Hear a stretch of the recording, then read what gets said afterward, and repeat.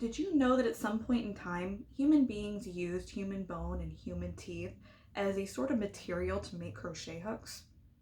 Even better, they used human hair as a kind of yarn. I didn't know that either, and I've been crocheting for about 6 years now.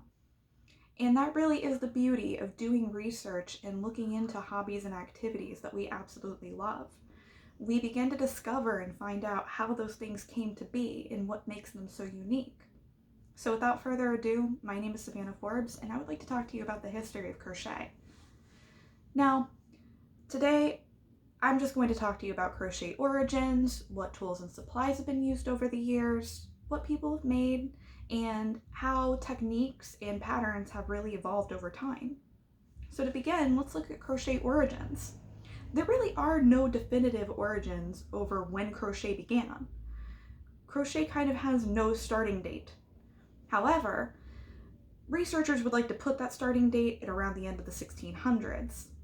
Though recent research shows, through the Crochet Guild of America, that crochet might have actually originated somewhere at the end of the 1500s. That's a huge time difference.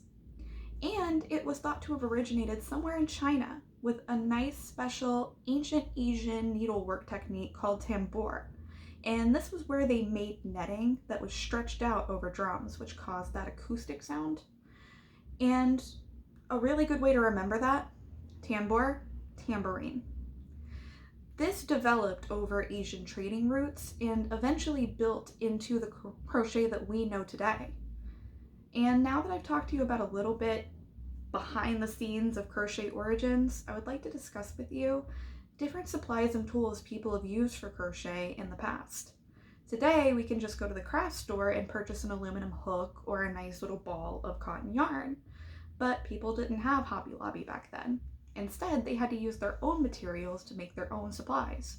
So they would use bone, wood, clay, stone, aluminum, and even human teeth to make their own crochet hooks. And they typically held on to one hook at a time.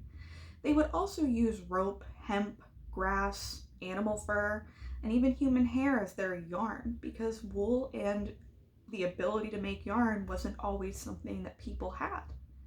And now that we know a little bit about the tools and supplies people used for crochet, let's turn our attention toward what people made.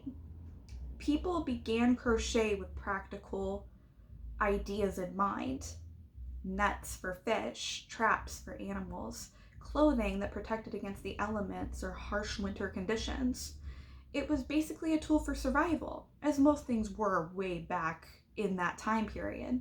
But over time, crochet developed into a kind of lace making trade, where crochet was used to imitate the lace beautiful adornments on rich clothing. Poor didn't have the ability to buy lace to adorn their own clothing, so they would just kind of make it via crochet. It was their way of kind of feeling nice and good looking like the rich. Now we just know crochet as blankets, baby booties, little baby hats, socks, things that bring us joy to make and is a creative outlook. And now that we kind of have an idea of what people made, let's take a look into technique and how technique and patterns have evolved over time as well. Nowadays, I can just input free crochet patterns on a Pinterest or Google search engine and everything pops up. Tutorials? Easy. I go to YouTube. However, back in the 1500s, they didn't have YouTube or Pinterest or Google or computers. And instead, the vast majority of populations were illiterate. So they had to draw out and illustrate crochet patterns. And if they wanted to copy it and give it to a friend, they had to hand copy it. Printing presses didn't print crochet patterns until well into the 1800s. And even then, well into the 1800s, books for crochet didn't quite pop up until way later on after printing presses did individual crochet pattern leaflets. And it was really up to interpretation. A lot of people didn't copy the patterns right, so the project wouldn't quite come out right either. Now that I've walked you through the wonderful world of crochet, how it began, what tools and supplies people used, what they made, and how they made it, I would implore that you take a look at something you really love and take that time to learn it. You may be surprised with what you find. Like I was when I found out that people used human teeth and hair to make a nice cozy pair of socks to sit by the fire with on Christmas.